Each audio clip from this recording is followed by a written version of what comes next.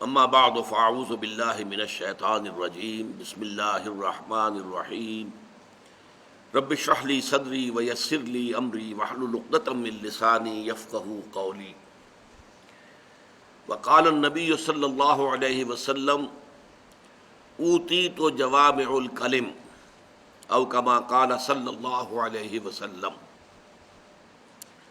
حضرات، مطالعہ قرآن حکیم کے جس منتخب نصاب کا سلسلے وار درس مجالس میں ہو رہا ہے وہ 6 حصوں پر مشتمل ہے۔ پہلا حصہ جامع ترین اسباق پر مشتمل ہے اور اس میں 4 درس تھے کہ جو ہم نے پڑھ لیے ہیں۔ پہلا سورۃ العصر، دوسرا آیت البر، تیسرا سورہ لقمان کا رکوع نمبر 2، اور چوتھا یہ درس جو ابھی پچھلی نشست میں ختم ہوا، سورہ حامیم السجدہ کی آیات 30 تا 36۔ یہ چاروں جامع اسباق ہیں اور اس وقت میں چاہتا ہوں کہ ان چاروں کا ایک تقابلی مطالعہ آپ کے سامنے آ جائے، جس کے لیے یہ ایک خاکہ بنا کر بھی آپ حضرات کے سامنے پیش کیا گیا ہے۔ دیکھیے، یہ جو منتخب نصاب ہم نے مرتب کیا ہے، اس کی غرض و غایت کیا ہے؟ ہم مسلمانوں کے تصورات 2 اعتبارات سے بہت محدود ہو گئے۔ اسلام دین ہے، مکمل دین ہے، مکمل نظام زندگی ہے۔ یہ اپنا غلبہ چاہتا ہے۔ جب یہ غالب ہوتا ہے تو دین ہوتا ہے، جب مغلوب ہوتا ہے تو مذہب بن جاتا ہے۔ مذہب اور دین میں فرق کیا ہے؟ مذہب صرف 3 چیزوں پر مشتمل ہوتا ہے۔ کچھ عقائد ہوں گے، کچھ مراسم عبودیت، ریچولز، اور کچھ سوشل فنکشنز، کسٹمز۔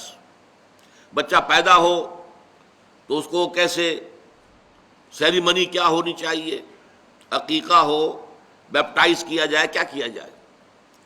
کوئی مر جائے، ڈیڈ باڈی جو ہے اس کو ڈسپوز آف کیسے کیا جائے، جلایا جائے، دفن کیا جائے، کیا کیا جائے۔ کوئی تہوار منانے ہیں۔ یہ 3 چیزیں جو ہے یہ مذہب ہے۔ دین میں آتا ہے پھر مکمل نظام زندگی۔ اسلام میں یہ 3 چیزیں بھی ہیں، عقائد بھی ہیں، ایمانیات ہیں، پھر عبادات ہیں، نماز ہے، روزہ ہے، حج ہے، زکوٰۃ ہے، پھر سوشل کسٹمز ہیں ہمارے۔ بچہ پیدا ہوتا ہے تو عقیقہ کرتے ہیں، شادی ہوتی ہے تو اس کے اپنے لوازم ہیں، نکاح ہے، ولیمہ ہے، پھر کوئی فوت ہو جاتا ہے تو اس کے لیے تکفین ہے، غسل ہے، تکفین ہے، تدفین ہے، دفن کرنا ہے، نماز جنازہ ہے، وغیرہ وغیرہ۔ لیکن ان پر مستضاد ایک سیاسی نظام بھی ہے، نظام حکومت، پورا قانون کے جو دیوانی بھی ہوگا، فوجداری بھی، دونوں، کرمنل لا، سول لا، دونوں۔ پھر اس کا ایک معاشی نظام ہے، فلاں چیزیں حرام ہیں، سود حرام ہے، جوا حرام ہے۔ اس کا ایک معاشرتی نظام ہے۔ کچھ سوشل ویلیوز کا تصور ہے جن کو کہ پروموٹ کیا جانا مقصود ہے۔ ایک سوشل ایونز کا تصور ہے جن کی ریڈیکیشن، جن کا استیصال، ختم کرنا جو ہے مقصود ہے۔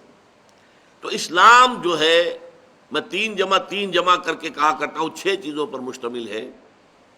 عقائد، عبادات اور معاشرتی رسومات، یہ مذہب والا حصہ ہو گیا۔ سیاسی نظام، معاشی نظام، سماجی نظام، یہ دین والا حصہ ہوا۔ بدقسمتی سے ہمارے ذہنوں میں بالعموم جو ہے، عام طور پر اسلام کا تصور صرف ایک مذہب کی حد تک رہ گیا اور ہم اس پر کنٹینٹڈ ہیں۔ بلکہ ہمارے بہت بڑے عالم دین نے انگریز کے دور میں کہا تھا کہ ہمیں کوئی کام ایسا نہیں کرنا چاہیے جس سے کہ ہمارے حکمرانوں کو تشویش ہو، اس لیے کہ انہوں نے ہمیں مذہبی آزادی دے رکھی ہے۔ انہوں نے نماز پڑھنے کی اجازت ہمیں دے رکھی ہے، روزہ رکھنے کی اجازت دے رکھی ہے، عید منانے کی اجازت دے رکھی ہے، ساری اجازتیں ہیں ہمیں، لہذا ہمیں اپنے حکمرانوں کے خلاف کوئی حرکت نہیں کرنی چاہیے۔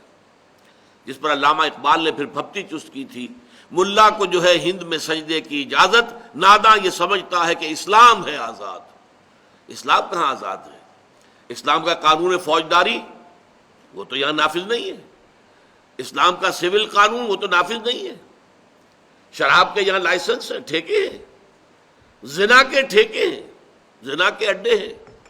یہ اسلامی نظام تو نہیں ہے. تو اس اعتبار سے اس نظام کو ہم ذہناً قبول نہیں کر سکتے. اس کو تو بدلنا، اس کو ختم کرنا، یہ مسلمان کی زندگی کا مقصد ہونا چاہیے. تو ایک تو یہ کہ دین کا تصور صحیح ہو جائے مسلمانوں میں، وہ محدود تصور کہ یہ مذہب ہے یہ ختم ہو جائے، اور یہ تصور واضح ہو جائے کہ یہ مذہب بھی ہے لیکن مذہب کے علاوہ اس میں پورا مکمل نظام زندگی ہے، سیاسی، معاشی، معاشرتی. دی پولیٹیکو سوشو اکنامک سسٹم مکمل جو ہے اسلام کے اندر موجود ہے. نمبر 2، ہمارے ذہنوں میں اور ہمارے عوام کی اکثریت کے ذہنوں میں یہ بات بیٹھ گئی ہے جب ہم مسلمان ہیں تو ہماری نجات تو لازماً ہو جائے گی، جنت تو ہمارا پیدائشی حق ہے، ہم چاہے زانی ہیں، شرابی ہیں، یہ ہیں وہ ہیں، لیکن تیرے محبوب کی امت میں ہے. جب امت محمد کے اندر ہے ہم شامل صلی اللہ علیہ وسلم، تو پھر ہماری شفاعت تو ہو جائے گی. امتی امتی، اللہ کے نبی صلی اللہ علیہ وسلم جو ہے کس قدر تشویش میں ہوں گے اپنی امت کے بارے میں. وہ یہ بھول گئے کہ جب انسان یہ کام کر رہا ہے تو امت کے دائرے سے خارج ہو چکا ہے. وہ امتی کہاں رہا؟ وہ تو صرف کہنے کو امتی ہے، حقیقت میں تو امتی نہیں ہے. یہ جو تصور ہے ہمارا، جب تک کہ یہ ٹھیک نہ ہو تو کسی اعلیٰ کام کے لیے، کسی بلند تر کام کے لیے، کسی مشکل تر کام کے لیے، کسی کٹھن تر کام کے لیے آدمی کیوں تیار ہوگا؟ نظام باطل سے ٹکر لینا، اس میں تو خطرات ہیں، جان کا خطرہ ہے، مال کا خطرہ ہے، اور بہت سے اندیشے ہیں، تکالیف آ سکتی ہیں. تو اس سے بہتر ہے کہ جسے پنجابی میں کہتے ہیں نیوی پا کے آدمی زندگی گزار دے. ٹکر کیسے لے گا وہ اگر اسے یہ معلوم نہ ہو کہ ٹکر لینا میرے لیے فرض ہے، لازم ہے؟ یہ ہے در حقیقت وہ چیز کہ جس کے لیے قرآن مجید سے یہ 4 مقامات ہم نے منتخب کیے کہ معلوم ہو جائے کہ اسلام میں جو فرائض اور ذمہ داریاں ہیں وہ صرف نماز روزہ نہیں ہے. حج بیت اللہ کا کر لیا ہو یا ہر سال عمرہ کر رہے ہو، اسی سے بات نہیں بن جائے گی. سوال یہ ہے کہ اس کے ساتھ آپ کے باقی اعمال صالحہ بھی ہیں کہ نہیں. آپ حرام میں ملوث تو نہیں ہیں. کوئی شے جسے اللہ کی کتاب نے حرام قرار دیا ہو، آپ اس میں ملوث تو نہیں. پھر یہ کہ آپ کی زندگی کا رخ کیا ہے؟ آپ باطل کی چاکری کر رہے ہیں، ملازمت کر رہے ہیں، باطل کو پروموٹ کر رہے ہیں، باطل کو سپورٹ کر رہے ہیں. آپ کو معلوم ہے ہمارے ہی خاص طور پر پنجاب سے فوجی گئے تھے جنہوں نے خانہ کعبہ پر بھی گولیاں چلا دی تھی. ہمارے ہاں سے لوگ گئے تھے انگریز کے ساتھ، جنرل ایلنبی کے ساتھ، جنہوں نے بیت المقدس کا قبضہ لے کر دیا ہے انگریزوں کو. اس میں ہمارے فوجی موجود تھے. یہ سب لوگ کیا ہیں؟ ان کا تصور دین کیا ہے؟ یہ جو کچھ ان کا طرز عمل ہے وہ کیا ہے؟ اس کو سمجھانے کے لیے یہ 4 اسباق جو جامع ہیں. چنانچہ آپ کو یاد ہوگا کہ امام رازی رحمۃ اللہ علیہ کا میں نے ایک جملہ اس وقت سورۃ العصر کے دوران پڑھ کے آپ کو سنایا تھا کہ وہ کہتے ہیں اعلم ان ھذا الآیہ فیہا وعید شدید. جب سورۃ العصر کہتی ہے کہ نجات ممکن نہیں ہے جب تک کہ 4 شرطیں پوری نہ کرو، ایمان، عمل صالح، تواصی بالحق، تواصی بالصبر. 4 شرطیں پوری کرو گے تو نجات ہوگی، ورنہ نہیں ہے. والعصر ان الانسان لفی خسر الا الذین آمنوا وعملوا الصالحات وتواصوا بالحق وتواصوا بالصبر. اعلم ان هذه الآیہ فیہا وعید شدید. اس میں بڑی شدید وعید ہے اللہ کی طرف سے. لأن اللہ تعالی حکم بالخسار علی جمیع الناس. اس لیے کہ اللہ تعالیٰ نے تو تمام انسانوں کی تباہی اور بربادی کا فیصلہ کر دیا. الا من کان آتیا بہذہ الاربع الاشیاء الاربعۃ، سوائے ان کے جو ان 4 شرطوں کو پورا کریں. وہی الایمان، پہلے ایمان ہے، والعمل الصالح، دوسرا عمل صالح ہے، وتواصی بالحق، اور تواصی بالحق ہے، وتواصی بالصبر، اور تواصی بالصبر ہے. وَدَلَّ ذَلِكَ، یہ الفاظ ذرا نوٹ کیجئے اور یہ اردو میں بھی آپ کو سمجھ میں آ جائے گا. دلہ دلالت کرنا، وَدَلَّ ذَلِكَ، اس سے دلالت ہوئی اس بات کی طرف، رہنمائی ملی اس بات کی طرف، أَنَّ النَّجَاةَ، کہ نجات جو ہے آخرت میں، عذاب الہی سے بچ جانا، چھٹکارا پا جانا، ان النجات معلقۃ بمجموع هذه الاشیاء، کہ نجات جو ہے ان چاروں چیزوں کے مجموعے پر معلق ہے۔ ہمارے ہاں کیا ہے، محض ایمان ہے، ایمان کا بھی صرف زبانی اقرار ہے، دل میں یقین ہے ہی نہیں، اور جنت کے ٹھیکیدار ہیں ہم، ہماری تو گویا کہ ریزرویشن ہے جنت کے اندر، تو اب اس سے آگے کچھ محنت کرنے کی ضرورت کیا ہے؟ کائکوں کو کھکیڑ مول لینا ہے، حرام سے بچنا، جبکہ حرام کے ذریعے سے، سودی کاروبار کے ذریعے سے، یا اور غلط کاموں کے ذریعے سے، رشوتوں کے ذریعے سے اگر آپ کو دنیا میں عیش مل رہے ہیں، ہر طرح کی تعیشات ہیں، ہر طرح کی آسائش ہیں، تو کیوں چھوڑے آدمی؟ جبکہ جنت تو پھر بھی ملی جائے گی۔ یہ بالکل وہ عقیدہ ہے کہ جو یہود کے اندر پیدا ہو گیا تھا، وہ کہتے تھے لن تمسنا النار الا ایام معدودات، اور دوسری مرتبہ پھر آیا ہے لن تمسنا النار الا ایام معدودہ، ہمیں آگ نہیں چھو سکتی مگر گنتی کے چند دن، ہم تو نحن ابناء اللہ واحباؤہ، ہم تو اللہ تعالیٰ کے بیٹوں کے مانند ہیں، اس کے چہیتے ہیں، اس کے لاڈلے ہیں، تو ہمیں اللہ جہنم میں نہیں ڈالے گا۔ اور اگر صرف دوسرے لوگوں کی آنکھوں میں دھول جھونکنے کے لیے ہمیں جہنم میں ڈالا بھی تو فوراً نکال لے گا، ایام معدودات، چند دن کے سوا نہیں۔ قل ہاتوا برہانکم ان کنتم صادقین، فرمایا کہ لاؤ نا دلیل، کہیں تورات میں اللہ نے یہ ضمانت تمہیں دی ہے؟ کسی صحیفے میں، کسی نبی کے صحیفے میں یہ بات اللہ تعالیٰ کی طرف سے آئی ہے؟ بتاؤ۔ لیکن ہمارے ہاں بھی یہی ہے، امت مسلمہ میں ہے، مسلمان ہیں، نام مسلمانوں کا سا ہے، مسلمان والدین کے ہاں پیدا ہو گئے ہیں، کبھی بہت خیال ہوا تو کچھ نماز بھی پڑھ لی ہے، روزہ بھی رکھ لیا ہے، اور اس کے اوپر ہم مطمئن ہیں کہ ہمیں جنت مل جائے۔ جب تک یہ تصور ختم نہیں ہوگا، جب تک فرائض دینی کا جامع تصور سامنے نہیں آئے گا، اس وقت تک ظاہر بات ہے کہ ہمارے عمل میں کوئی تبدیلی نہیں آ سکتی۔ یہ ہے وہ نقطہ کہ جس کی وجہ سے اس منتخب نصاب میں یہ 4 اسباق شامل کیے گئے، جن میں چاروں میں وہ چاروں چیزیں موجود ہیں۔ اسی کے لیے دیکھیے یہ خاکہ بنایا گیا، اس کو سمجھ لیجئے۔ جوامع الکلم من القرآن الحکیم، یہ جوامع الکلم پر جو قومیں لگے ہوئے ہیں دونوں طرف، یہ کیوں ہے؟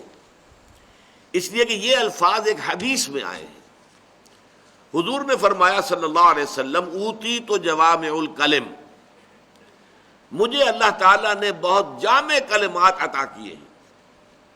حضور کی بہت سی حدیثیں ہیں 2 3 لفظوں پر مشتمل، لیکن حکمت کو یوں سمجھیے کہ سمندر کو، حکمت کے سمندر کو، وہ ایک دریا کو ایک کوزے میں بند کر دیا گیا۔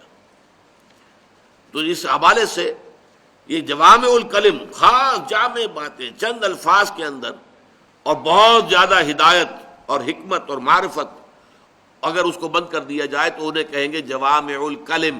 اور حضور نے خاص طور پر اپنے لیے فرمایا اوتی تو جوامع الکلم۔ یہاں میں نے لکھا ہے من القرآن الحکیم، قرآن مجید کا معاملہ بھی یہ ہے، اس میں ہدایت بہت مفصل بھی ہے، بڑی تفصیل سے ہے، تفصیل سے قوانین کی بحث جب شروع ہوتی ہے، نکاح و طلاق کی بحث شروع ہوتی ہے، کس قدر مفصل۔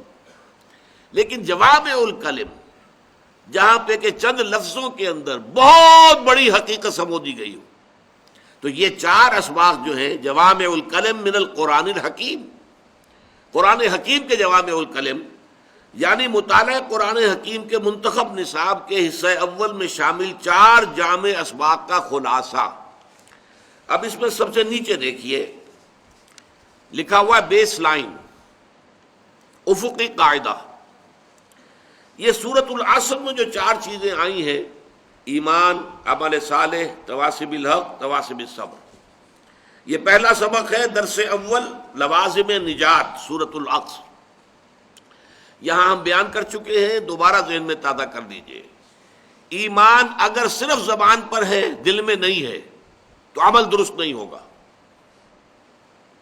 قول اور عمل میں تضاد رہے گا۔ لیکن ایمان دل میں داخل ہو جائے تو یقیناً عمل کے اوپر اثر پڑے گا، اعمال بہتر ہو جائیں گے، اخلاق اچھے ہو جائیں گے، انسان کا کردار جو ہے سنور جائے گا، سیرت جو ہے بہتر ہو جائے گی۔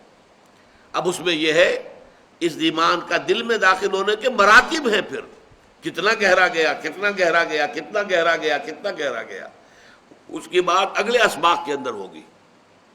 لیکن تھوڑا سا بھی یقین کا معاملہ اگر دل میں پیدا ہو گیا تو عمل صالح کسی نہ کسی درجے میں لازماً پیدا ہو جائے گا۔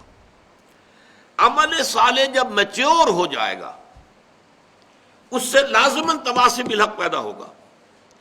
اگر آپ خود صحیح راستے پر چل رہے ہیں تو ممکن نہیں ہے کہ آپ دوسروں کو اس راستے کی دعوت نہ دیں۔ اس لیے یہ دو چیزیں انسانی فطرت کے اندر ہیں۔ ایک شے یہ ہے کہ انسان کے اندر اس کی شرافت اور مروت کا تقاضا کیا ہے۔ اگر اللہ نے آپ کو کوئی خیر دیا ہے اس خیر کو بانٹیے، بخیل نہ بن جائیے۔ اللہ نے آپ کو اچھی راہ سجھا دی ہے، اس اچھی راہ کی طرح دوسروں کو بھی بلائیے تاکہ وہ بھی شیئر کرے اس میں۔ تو یہ انسان کی شرافت اور مروت کا تقاضا ہے۔ اور دوسرے انسان میں غیرت اور حمیت۔ اگر حق آپ کو حاصل ہو گیا تو حق کو پامال دیکھ کر آپ کو تڑپ اٹھنا چاہیے۔ حق کے خلاف بغاوت ہو تو آپ حق کے حامی بن کر کھڑے ہو جائیں، حق کے فوجدار بن کر کھڑے ہو جائیں، حق کے محافظ بن کر کھڑے ہو جائیں۔ یہ لازم ہے، یہ انسانی فطرت کے تقاضے۔ لہذا اگر عمل صالح انسان کا اپنا میچور ہو جائے گا تو لازماً تواصی بالحق پیدا ہوگا۔ اور تواصی بالحق وصیت جو کی جا رہی ہے اگر مکمل حق کی جائے گی، ایک یہ بھی ہو سکتا ہے ایسے حقائق کو بیان کیے جائیں جن سے کسی کو گدن نہ پہنچتا ہو، کسی کو وہ جا کر ٹکراتے نہ ہوں، اور ایک جو ہے جینٹل مین ایگریمنٹ ہو کہ دیکھیے ہم وہ بات بیان نہیں کریں گے کہ جو آپ کو پسند ناپسند ہو، باقی باتیں ہمیں کرنے دو۔ جیسے آج کل ایک بہت بڑی تحریک چل رہی ہے، نماز، روزہ، حج، زکوٰۃ، آپ امریکہ میں جا کر بھی وعظ کہیں گے اس کا تو کوئی آپ کو روکے گا نہیں۔ آپ سعودی عرب میں وعظ کہیے کوئی آپ کو روکے گا نہیں۔ اسرائیل میں جا کر وعظ کہیے کوئی نہیں روکے گا۔ لیکن آپ اسلام کے نظام، سیاسی، معاشی، معاشرتی کی بات کریں گے، اب ظاہر بات ہے کہ اس کو برداشت نہیں کیا جائے گا امریکہ کے اندر۔ اسی لیے آج آپ کو معلوم ہے کہ ساری بات کیا چل رہی ہے امریکہ کی طرف سے۔ وہ کہتے ہیں war with in Islam, we are not going in war against Islam. ہم اسلام کے خلاف کوئی جنگ نہیں کر رہے، ہاں وار ود ان اسلام ہم چاہتے ہیں۔ آپ سمجھ رہے ہیں اس بات کو؟ وار ود ان اسلام کیا ہے کہ ایک مسلمان وہ ہے، لبرل ہے، وہ بس نماز، روزہ، بس عقیدہ، بس نام کے مسلمان ہیں، انہیں اس سے غرض نہیں ہے کہ اسلام کا نظام عملاً قائم ہو دنیا کے اندر۔ اس لیے ان سے تو ہماری لڑائی نہیں ہے، انہیں تو ہم سینے سے لگانے کو تیار ہیں۔ وہ آئے امریکہ میں، سینیگوگز خرید لیں، مسجد بنا لیں، ہمیں کوئی اعتراض نہیں۔ چرچ خرید لیں، مسجد بنا لیں، ہمیں کوئی اعتراض نہیں۔ اس نماز روزے والے دین سے، مذہب سے، اسلام بحثیت مذہب سے ہماری کوئی لڑائی نہیں۔ ہماری لڑائی ہے اس پولیٹیکل اسلام سے، اس فنڈامنٹلسٹ اسلام سے جو یہ چاہتا ہے کہ اسلام ایک نظام زندگی کی حیثیت سے قائم ہو، نافذ ہو۔ ظاہر بات ہے وہ تو پھر ہمارے مد مقابل آ گیا، ایک ہمارا نظام ہے، ہمارا کیپٹلسٹک نظام، ہمارا سیکولر جمہوریت کا نظام، یہ تو ہمیں بہت عزیز ہے، ہم اس کی قربانی کسی سے شکل میں برداشت نہیں کر سکتے۔ لہذا ہم مسلمانوں کو دو حصوں میں بانٹ کر لڑائیں گے۔ وار ود ان اسلام، کہ جو صرف نماز روزے والے اسلام کے ماننے والے ہیں وہ منظم ہو کر وہ بےحکمی کریں ان مسلمانوں کی جو اسلام کو ایک سیاسی قوت کی حیثیت سے، ایک ریاست کی حیثیت سے، ایک حکومت کی حیثیت سے، ایک مکمل معاشرے کی حیثیت سے، ایک مکمل معاشی نظام کی حیثیت سے دیکھنا چاہتے ہیں۔ یہ ہے اصل میں وہ معاملہ کہ اگر آپ پورے حق کی دعوت دیں گے تو لازماً مخالفت ہوگی، بلکہ اگر مخالفت نہیں ہوتی تو یہ ثبوت ہے کہ آپ پورے اسلام کی دعوت نہیں دے رہے، آپ نے کہیں نہ کہیں باطل کے ساتھ کمپرومائز کیا ہے، کہیں کوئی آپ کا جینٹل مین ایگریمنٹ ہے، ان کی دکھتی رگوں کو آپ نہیں چھیڑ رہے ہیں، تبھی وہ مخالفت نہیں کر رہے، ورنہ ممکن نہیں ہے کہ ان کی دکھتی رگ پر آپ کا ہاتھ پڑے اور ان کی مخالفت نہ ہو۔ دیکھیں یہ تو بیس لائن ہو گئی سورۃ العصر۔ اب اس میں جو تیر کے نشان لگے ہوئے ہیں نیچے لائن پر وہ کیا ہیں؟ ایمان کا نتیجہ لازماً عمل صالح، عمل صالح اگر میچور ہو تو لازماً تواصی بالحق، حق کی دعوت، اور یہ اگر کل حق کی دعوت ہے تو لازماً تواصی بالصبر کی ضرورت پیش آئے گی۔ اس سے ذرا اونچے اٹھے. اب یہ دوسرے ایرو ہیں، یہ عمودی ترفع ہے. اس سے ذرا اونچا مقام ہے جو درس دوم میں ہمارے سامنے آیا. ایک ہے لوازم نجات، بیس لائن، جس سے نیچے نجات ہے ہی نہیں، لیکن اوپر مراتب عالیہ ہے، اونچے ہیں. یہ حقیقت بر و تقوی، آیا بر. لیس البر ان تولوا وجوہکم قبل المشرق والمغرب ولکن البر من آمن باللہ والیوم الآخر والملائکۃ والکتاب والنبیین الی آخر الآیہ. اب اس میں دیکھیے ایمان، یہ 5 ایمانیات کا بیان آ گیا. ایمان اللہ پر، یوم آخر پر، فرشتوں پر، انبیاء کرام پر، آسمانی کتابوں پر. عمل صالح میں انسانی ہمدردی اور خدمت خلق میں مال کا انفاق، عبادات، نماز اور روزہ، التزام، معاملات کے ضمن میں ایفاء عہد. نمبر 3 چیز یہاں پر مقدر ہے، انڈرسٹوڈ ہے، لیکن واضح طور پر بیان نہیں ہوئی. جن لوگوں کا یہ کردار ہے ان کی جنگ اگر ہوگی تو کس لیے ہوگی؟ حق کے لیے ہوگی. آخری چیز صبر، والصابرین فی البأساء والضراء وحین الباس. صبر کرنے والے فقر و فاقہ پر، تکلیف میں، اور سب سے بڑھ کر یہ کہ جنگ کی حالت. اب آئیے تیسرا سبق، اور اونچے اٹھے. یہ ہے مقام عزیمت، حوصلے والی بات، ہمت والی بات. سورہ لقمان کا دوسرا رکوع. اس میں ہم نے کیا پڑھا؟ ایمان کے ضمن میں اللہ کے شکر کا التزام اور شرک سے اجتناب.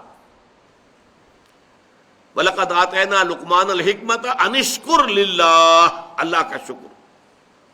اور پھر حضرت لقمان نے اپنے بیٹے کو جو پہلی بات کہی، وَإِذْ قَالَ لُقْمَانُ لِابْنِهِ وَهُوَ يَعِظُهُ يَا بُنَيَّ لَا تُشْرِكْ بِاللَّهِ. شکر کا التزام اور شرک سے اجتناب. اعمال کی جزا و سزا کا یقین، بدلہ مل کر رہے گا، انسانی اعمال ضائع نہیں ہوں گے. یا بنی انہا ان تک مثقال حبۃ من خردل فتکن فی صخرۃ او فی السماوات او فی الارض یأت بها اللہ ان اللہ لطیف خبیر. اس سے اوپر پھر اس کے اندر امر بالمعروف اور نہی عن المنکر. اعمال صالحہ کے اندر والدین کے ساتھ حسن سلوک، اتباع اور اطاعت اس کی جو خود اللہ کی جانب رخ کیے ہوئے ہو، اقامت صلاۃ، تکبر اور خود پسندی سے گریز، ولا تصعر خدک للناس ولا تمشی فی الارض مرحا. یہ ساری چیزیں آ گئیں. اور یہاں اب تواصی بالحق کے ضمن میں ایک نئی اصطلاح آئی، امر بالمعروف اور نہی عن المنکر. یہ اصطلاح پھر قرآن مجید میں بکثرت آئی ہے، 10 مرتبہ آئی ہے. امت کا مقصد وجود اسی اصطلاح کے حوالے سے بیان ہوا. کنتم خیر امت اخرجت للناس تأمرون بالمعروف وتنہون عن المنکر وتؤمنون باللہ. ان 4 اسباق کا فائدہ یہ ہے کہ قرآن مجید کی بیسک ٹرمینالوجی سے یہاں انسان واقف ہو جاتا ہے. سورہ آل عمران کی آیت نمبر 110 میں نے ابھی آپ کو سنائی، کنتم خیر امت اخرجت للناس. اے مسلمانوں، اب تم وہ بہترین امت ہو گئے ہو جو لوگوں کے لیے برپا کیے گئے ہو. دوسری قومیں اپنے لیے جیتی ہیں، اپنی بلندی، اپنی عزت، اپنی شان و شوکت، اپنے ہاں بہتر سے بہتر حالات پیدا کرنا، یہ ان کا مقصود ہے. تمہارا مقصود ہے لوگوں کو نیکی کا حکم دینا، بدی سے روکنا. ہم تو جیتے ہیں کہ دنیا میں تیرا نام رہے. کہیں ممکن ہے کہ ساقی نہ رہے، جام رہے. تمہیں دوسروں کے لیے کام کرنا ہے. کنتم خیر امت اخرجت للناس تأمرون بالمعروف وتنہون عن المنکر وتؤمنون باللہ. اور اگر پوری امت بھول جائے اپنے سبق کو تو کچھ لوگ تو ہوش میں آئیں، جاگیں، مل جل کر ایک امہ ودن امہ، بڑی امت کے اندر چھوٹی امت بن جائیں. وَلْتَكُن مِّنكُمْ أُمَّةٌ يَدْعُونَ إِلَى الْخَيْرِ وَيَأْمُرُونَ بِالْمَعْرُوفِ وَيَنْهَوْنَ عَنِ الْمُنكَرِ وَأُولَٰئِكَ هُمُ الْمُفْلِحُونَ. تم میں سے ایک امت تو ایسی ہونی ہی چاہیے جن کے کام ہی صرف 3 ہوں: خیر کی دعوت دینا، نیکی کا حکم دینا، بدی سے روکنا. آگے چلیے، اس میں اسی دوسرے رکوع میں سورہ لقمان کے یا بنی اقم الصلاۃ وامر بالمعروف ونہی عن المنکر واصبر علی ما اصابک. اور پھر جو تم پر بیتے، جو تکلیف آئے، جو مصیبت آئے، جیسے ستایا جائے، وربل پرسیکیوشن ہو تو صبر کرو، فزیکل پرسیکیوشن ہو تو صبر کرو، ٹارچر کیا جائے تو صبر کرو، جو بھی تم پر آئے، وَاصْبِرْ عَلَىٰ مَا صَابَكَ، جو بھی بیتے تم پر برداشت کرو اور جھیلو۔ وہی چار چیزیں یہاں بھی آ گئی۔ پیش نظر کیا ہے؟ یہ تصور پختہ ہو جائے کہ نجات کا راستہ یہ ہے، ایمان، عمل صالح، تواصی بالحق، تواصی بالصبر۔ پھر ایمان کی تفصیل ہو سکتی ہے، اعمال صالحہ کی تفصیل ہو سکتی ہے، تواصی بالحق کے لیے اور اصطلاحات آ سکتی ہیں، اور تواصی بالصبر کے ضمن میں مزید وضاحت آ سکتی ہے۔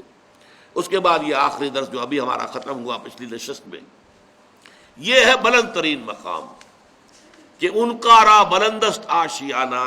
یہی وجہ ہے کہ یہاں درس چہارم کے نیچے کیا لکھا ہے؟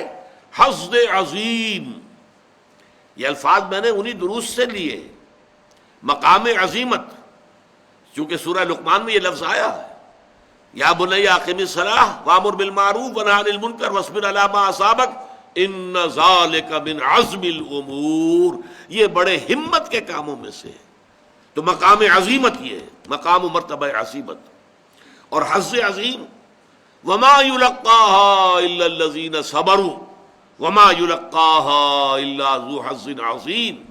نہیں پہنچ پاتے اس مقصد تک، اس مقام تک، اس مرتبے تک، بلکہ صحیح ترجمہ ہوگا نہیں دیے جاتے یہ مراتب عالیہ مگر انہی کو جو بڑے حظ عظیم والے ہیں، بڑے خوش قسمت، بڑے صاحب نصیب۔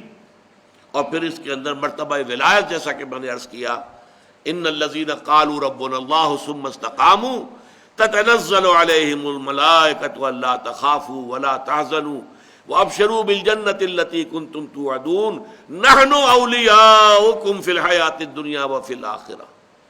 اس کا جو مثنیٰ ہے سورہ یونس میں، الا ان اولیاء اللہ لا خوف علیہم ولا هم یحزنون الذین آمنوا وکانوا یتقون لہم البشریٰ فی الحیاۃ الدنیا والآخرہ۔ ان کے لیے بشارتیں ہی بشارتیں ہیں، دنیا کی زندگی میں بھی اور آخرت کی زندگی میں بھی۔ اس کے بعد دیکھیے، اسی میں دوسرا آیا اللہ کی ربوبیت پر دل کا مطمئن ہو جانا، ایمان کے ضمن میں فرشتوں کی تائید اور نصرت۔ فرشتے جو ہیں آپ کو معلوم ہے جنگ کے دوران بھی نافذ ہوئے، نازل ہوئے۔ غزوہ بدر میں واقعہ یہ ہے کہ جو فتح عظیم ملی ہے، فرقان، یوم الفرقان، اس میں فرشتوں کی مدد کا بہت بڑا حصہ ہے، احادیث سے وضاحت کے ساتھ ثابت ہوتا۔ پھر ایک اور حدیث آپ کو سنا دوں، اتفاق سے یہ حدیث بیان ہونے سے رہ گئی، ہمارے اجتماعات کے اعتبار سے نہایت ریلیونٹ ہے۔ حضور فرماتے ہیں مجتمع قوم فی بیت من بیوت اللہ یتلون کتاب اللہ ویتدارسونہ بینہم الا نزلت علیہم السکینہ وحفتہم الملائکہ وذکرہم اللہ فی من عندہ۔ جب بھی کبھی کسی گھر میں مسلمان جمع ہوتے ہیں، کائے کے لیے؟ یتلون کتاب اللہ ویتدارسونہ بینہم، اللہ کی کتاب کو پڑھنے کے لیے اور آپس میں سمجھنے سمجھانے کے لیے۔ یتدارسون، مجتمع قوم فی بیت من بیوت اللہ، نہیں جمع ہوتے کچھ لوگ اللہ کے گھروں میں سے کسی گھر میں۔ تو ایک تو مطلب یہ لیا گیا کہ مساجد مراد ہے، مسجد میں جب بھی مسلمان جمع ہوں اور وہ قرآن پڑھیں اور ایک دوسرے کو سمجھیں اور سمجھائیں۔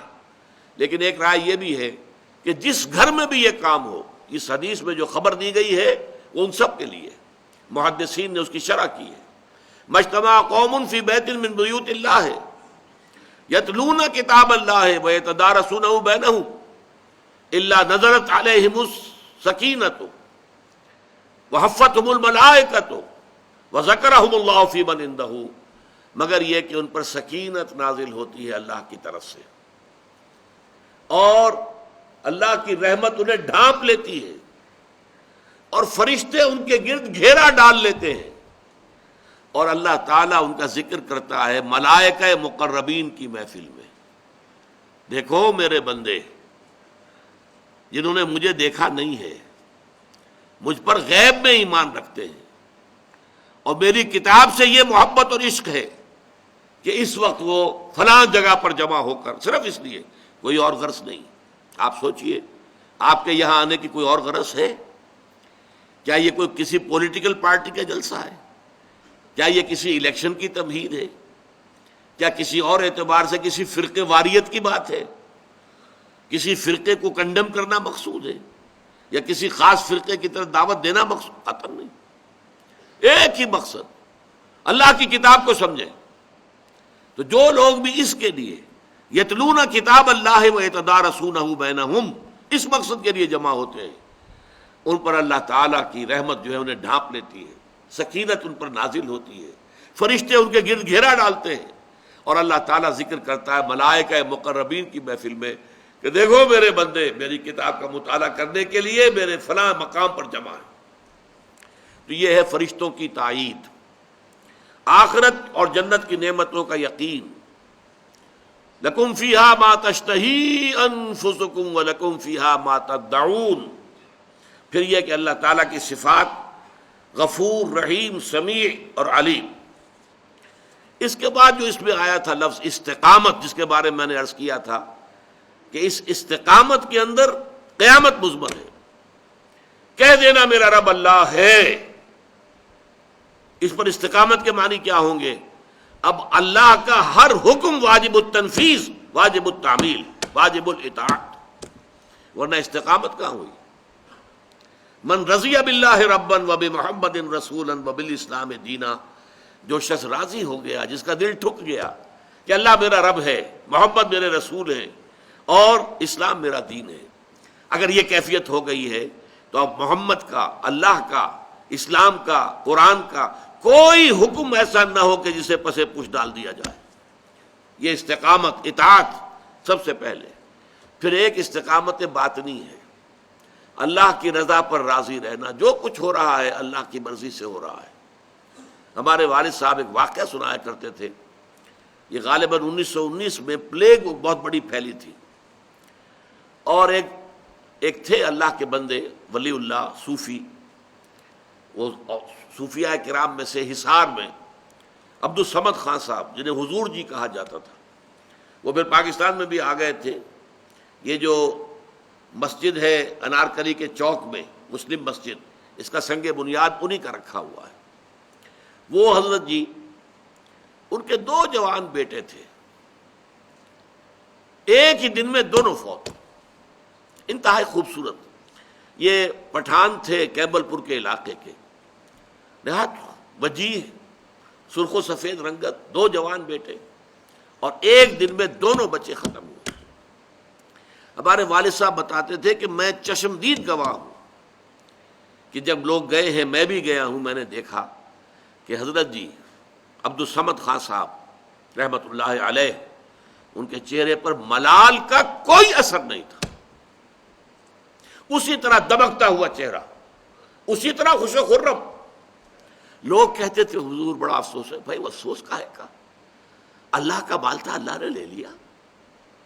ما اصاب من مصیبت فی الارض ولا فی انفسکم الا فی کتاب من قبل ان نبرأها. یہ تو اللہ تعالیٰ کی طرف سے، لکہ لا تاسوا علی ما فاتکم ولا تفرحوا بما آتاکم واللہ لا یحب کل مختال فخور. اللہ کچھ دے دے تو اترایا نہ کرو، کچھ چھین لے تو افسوس نہ کیا کرو. اللہ نے چھینا ہے، کوئی حکمت ہوگی. یہ جب تک کیفیت نہیں ہے تو استقامت کا ہو. راضی برضائے رب، رضائے رب پہ راضی رہے، یہ حرف آرزو کیسا؟ خدا خالق، خدا مالک، خدا کا حکم، تو کیسا؟ تیری مرضی، میری پسند، میری رائے. Who are you? رضائے رب پہ راضی رہے، جو رضائے رب ہے اس پر راضی رہو. یہ ایسا ہو جانا چاہیے، یہ یوں ہو جانا چاہیے، یہ کیا حرف آرزو؟ وہ ہوگا جو اللہ چاہے گا. تم کاہے کی آرزو لگا کر بیٹھے ہوئے ہو؟ رضائے حق پہ راضی رہے، یہ حرف آرزو کیسا؟ خدا خالق، خدا مالک، خدا کا حکم، تو کیسا؟ یہ ہے استقامت. اسی استقامت کے اندر پھر توکل ہے. کوئی بھروسہ دنیا کے اسباب پر، مادی ذرائع پر نہ ہو، نہ اپنی قوتوں اور صلاحیتوں پر ہو. ہوگا وہ جو اللہ چاہے گا. محنت ہمیں کرنی ہے اپنی امکانی حد تک. اعدوا لهم ما استطعتم، جتنی بھی استطاعت ہے دشمن کے مقابلے کے لیے ساز و سامان فراہم کرو، اسلحہ فراہم کرو، گھوڑے تیار رکھو، سب کچھ کرو. لیکن کبھی یہ نہ سمجھنا کہ ان اسباب و وسائل سے نتیجہ برآمد ہوگا. نتیجہ اللہ کی مرضی سے برآمد ہوگا. توکل تمہارا اللہ کی ذات پر ہونا چاہیے. 12,000 کی تعداد میں جب فوج تھی مسلمانوں کی، اس وقت غزوہ حنین میں کچھ لوگوں کے دل میں خیال آ گیا کبھی ہم 313 ہوتے تھے شکست نہیں کھاتے تھے، آج تو 12,000 ہے کیسے شکست کھائیں گے. اور ہوا کیا وہاں؟ حوازن کے تیر انداز جو چھپے بیٹھے ہوئے تھے پہاڑوں کے اندر، جب وادی میں لشکر آگے آئے تو پھر جو آئی ہے بوچھاڑ تار جو تیروں کی، تو بھگدڑ مچ گئی، سب کے سب بھاگ گئے. بعض روایات میں تو آتا ہے حضور کے پاس صرف 30 یا 40 افراد رہ گئے. یہ مولانا شبلی نے لکھا ہے، اگرچہ ان کے شاگرد رشید مولانا سید سلیمان ندوی نے اصلاح کی کہ نہیں، 300-400 کی حد تک آدمی رہ گئے تھے. 12,000 میں سے 300-400 رہ جائیں، 11,600 یا 700 بھاگ جائیں، آپ بتائیے اس سے بڑی بھگدڑ کون سی ہوگی. اور اللہ نے یہ کہا، پھر وہی آ گئی، وَيَوْمَ حُنَيْنٍ إِذْ أَعْجَبَتْكُمْ كَثْرَتُكُمْ. اس حنین کے دن تمہیں اپنی کثرت پر ناز ہو گیا تھا، ہماری کثرت پر، ہماری اتنی تعداد. تو اللہ نے تمہیں سبق سکھا دیا، دکھا دیا. توکل صرف اللہ تعالیٰ کی ذات پر. تو تواضع، عمل صالح، استقامت، تفرقے سے اجتناب، اننی من المسلمین، حلم اور استعاذہ باللہ. جب بھی ذرا محسوس ہو کہ شیطان میرے اندر کچھ غصے کی تحریک کر رہا ہے، میرے جذبات میں کوئی ابال آ رہا ہے، میں ترکی بترکی جواب دینے کی خواہش دل میں اٹھ رہی ہے، فوراً اللہ کی اعوذ باللہ من الشیطان الرجیم، اے اللہ میں تیری پناہ طلب کرتا ہوں شیطان الرجیم کے وسوسے سے، اس کے نزغ سے، اس نے جو ٹھوکا مجھے لگایا ہے، اس نے جو چھوت مجھے لگا دی ہے، اس کی طرف سے جو میرے اندر یہ اکساہٹ پیدا ہو گئی ہے، اے اللہ تو اپنے فضل و کرم سے مجھے بچا لے. اور صبر کی معراج، یہ اس سورہ اس رکوع میں جو آئی تھی، وہاں آیا ادفع باللتی ہی احسن، یہ صبر کی معراج ہے. پتھراؤ ہو تم پھول پیش کرو، گالیاں دی جائیں تم دعائیں دو. فَإِذَا الَّذِي بَيْنَكَ وَبَيْنَهُ عَدَاوَةٌ كَأَنَّهُ وَلِيٌّ حَمِيمٌ. لیکن یہ نوٹ کر لیجئے، میں عرض کر چکا ہوں، یہ مرتبہ ولایت ہے. ہمارے صوفیاء کرام اولیاء اللہ، ان کا در حقیقت یہی مزاج تھا جو اس درس کے اندر سامنے آتا ہے. لیکن چونکہ انہوں نے اقامت دین کی جد و جہد نہیں کی، شیخ معین الدین اجمیری یہاں آئے، دین کی تبلیغ کی ہے، اللہ کی طرف بلایا ہے. 90,000 ہندو محض ان کے ہاتھ پر حق دست حق پرست پر ایمان لایا، 90,000. لیکن اللہ کا نظام قائم کرنے کی کوشش نہیں کی، لہذا وہ دوسرا رنگ نظر نہیں آئے گا جو صحابہ کرام کی زندگیوں میں دوسرا رنگ بھی ہے. وہ اللہ کے ولی بھی تھے، لیکن پھر اللہ کے سپاہی بھی تھے. انہوں نے لوگوں کو قتل بھی کیا ہے. آخر جو 70 مارے گئے جو غزوہ بدر میں، تو صحابہ نے قتل کیا، فرشتوں نے کیا، چلیے صحابہ نے کیا. اور انہوں نے جنگیں کی ہے، یقاتلون فی سبیل اللہ فیقتلون ویقتلون. وہ اللہ کی راہ میں جنگ کرتے ہیں، قتل کرتے بھی ہیں، قتل ہوتے بھی ہیں. یہ نقشہ صحابہ کرام کی زندگیوں میں ہے. اور نوٹ کر لیجئے، ہمارے لیے آئیڈیل جو نقشہ ہے، ہمارے لیے ما انا علیہ و اصحابی، حضور نے فرمایا جو میرا طرز عمل ہے، آپ کا جو 12 سالہ دور ہے مکی، وہ بھی ہمارے لیے واجب الاتباع، اور جو پھر 11 سالہ دور ہے مدنی، وہ بھی ہمارے لیے واجب الاتباع. آپ کی پوری شخصیت ہمارے لیے واجب الاتباع ہے. اور اسی رنگ میں ہم دیکھتے ہیں کہ صحابہ کرام رنگے ہوئے. جب مکے میں تھا حکم کہ چاہے تمہیں زندہ جلا دیا جائے، چاہے تمہارے ٹکڑے کر دیے جائیں، تم کوئی جوابی کارروائی نہیں کرو گے، تو اسی پر عمل تھا.